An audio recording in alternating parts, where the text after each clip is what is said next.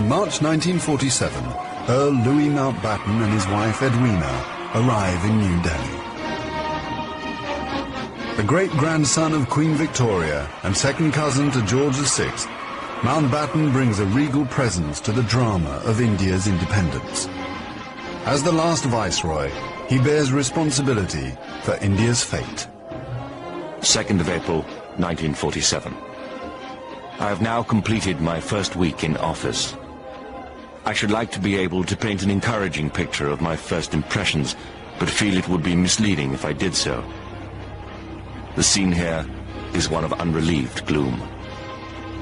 At this early stage, I can see little common ground on which to build any agreed solution for the future of India. The only conclusion I have been able to come to is that unless I act quickly, I may well find the real beginnings of a civil war on my hands.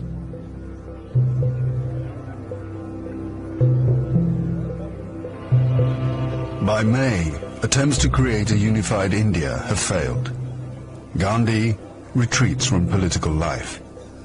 Muhammad Ali Jinnah, leader of the Muslim League, and Jawaharlal Nehru of the Indian National Congress concede to divide India.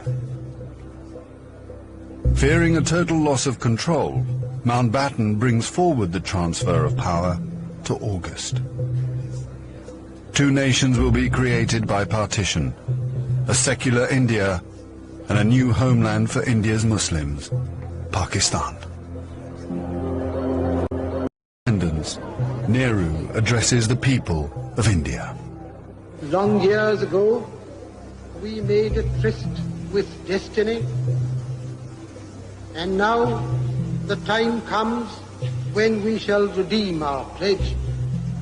At the stroke of the midnight hour, when the world sleeps, India will awake to life and freedom.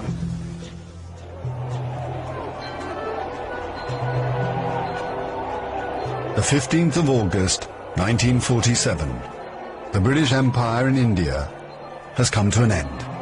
The last viceroy, Louis Mountbatten.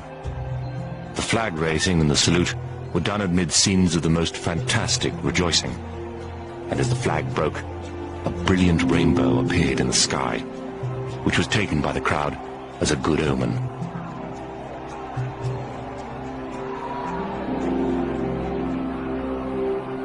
Qasim Muhammad.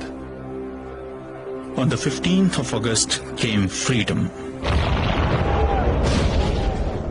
The freedom to burn, loot and murder.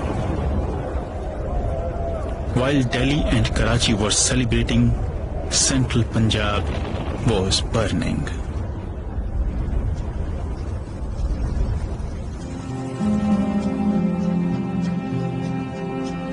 Between August 1947 and March 1948, 4.5 million Hindus and Sikhs are forced to migrate from Pakistan to India. 6 million Muslims must move in the opposite direction. Britons and Indians witness the bloodshed. Shahid Ahmed. It is a battleground. People have gone mad. Trains to Pakistan are being looted and occupants slaughtered. We all knew that carnage was in the offing. So did Mountbatten. The British Empire, which tried to build India over centuries, can never live down this great tragedy.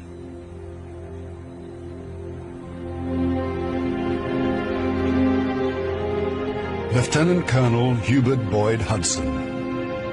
The sight from the air was awe-inspiring. In this chaos, millions of refugees were struggling to get to India or Pakistan. Thousands of others were doing their best to prevent them, murdering them by the hundred. But death is nothing. There are things more terrible than death.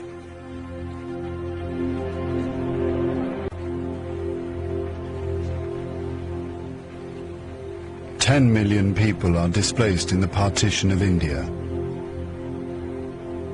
1 million are dead.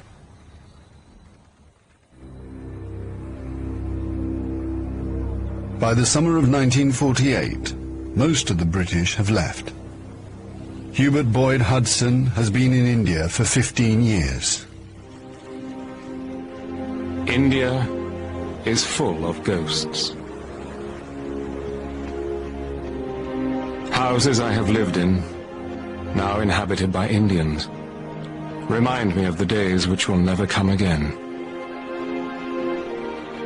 When the Viceroy drove past with a cavalry escort in red coats.